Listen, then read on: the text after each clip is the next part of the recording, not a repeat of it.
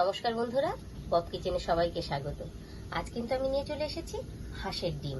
দেখুন, ডিমগুলোকে আমি সুন্দর করে সেদ্ধ করে নিয়েছি আর সিদ্ধ করে গাগুলো একটু কেটে কেটে নিই। আজকে আমি আপনাদের করে দেখাবো হাঁসের ডিমের দই পোস্ত। করার জন্য প্রথমেই নিয়ে নিয়েছি আমি দই। এই দেখুন, টক দই। আর এটাতে নিয়েছি আমি পোস্ত। এখানে নিয়েছি আমি আদা, শুকনো লঙ্কা আর জিরেকে অল্প করে বেটে নিয়েছি। এটা নিয়েছি রসুন বাটা, এটা রয়েছে ধনেপাতা, আর এখানে টমেটো, পেঁয়াজ আর দুটো কাঁচা লঙ্কাকে আমি বেটে নিয়েছি। আর এখানে নিয়ে নিয়েছি আমি কাঁচা লঙ্কা চেরা। প্রথমে মিক্সিং জারে দিয়ে দিচ্ছি পোস্তটা। এর মধ্যে আমি দিয়ে দিচ্ছি টক দইটা। দুটোকে একসাথে আমি মিক্স করে একটু ঘুরিয়ে নেব। হাঁসের ডিমের দই পোস্ত করার জন্য আমি কড়াই দিয়ে দিয়েছি সর্ষের তেল। তেল কিন্তু গরম হয়ে গেছে, তাই আমি আগে একটু যেরকম প্রতি রান্নাতেই দিই হলুদ, একটু হলুদ দিয়ে দিলাম। এবার দিয়ে দিচ্ছি জিরে। এর সাথে আমি ভেজে নিচ্ছি ডিম।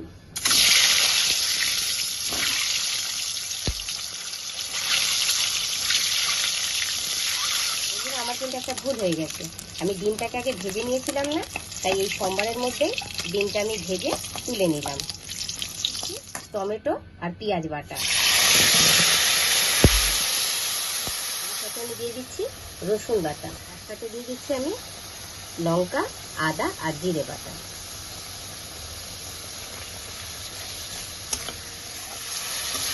মশলাটা থেকে হালকা তেল ছাড়তে শুরু করে দিয়েছে। এর মধ্যে দিয়ে দিচ্ছি লবণ, হলুদ,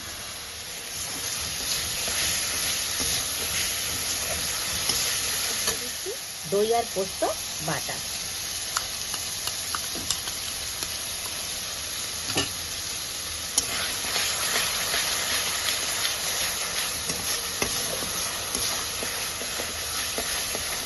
দিচ্ছি আমি কাঁচা লঙ্কা চেরা।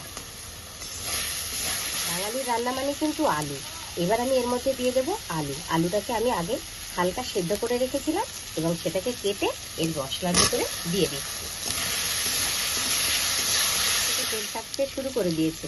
এবার আমি মিক্সি ধোয়া বাটি থেকে একটুখানি জল এতে দিয়ে দিলাম। দই পোস্ত থেকে তেল ছাড়তে শুরু করে দিয়েছে। এবার আমি এর ভেতরে দিয়ে দেবো জল।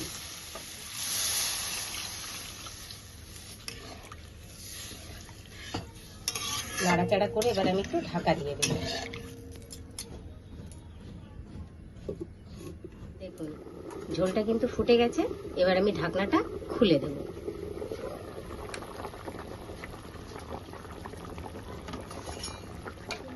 দেখিয়েছিলাম 6টা ডিম, আমি ভেজে নিয়েছি 4টে ডিম। এবার দুটো ডিমকে আমি কি করব, এর মধ্যেই কাঁচা ভেঙে দেব।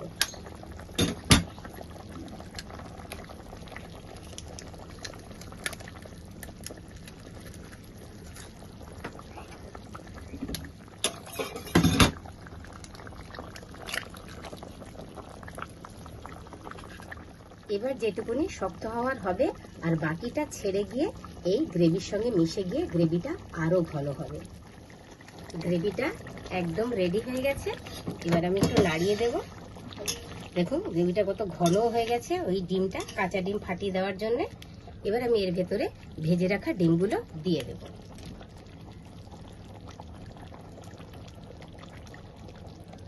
এবার আবার আমি একটু ঢাকা দিয়ে দেব। রান্না প্রায় শেষের মুখে। এবার আমি দিয়ে দেব একটু কসুরি মেথি। তার জন্য হাতে নিয়ে নিয়েছি, এটাকে সুন্দর করে ডলে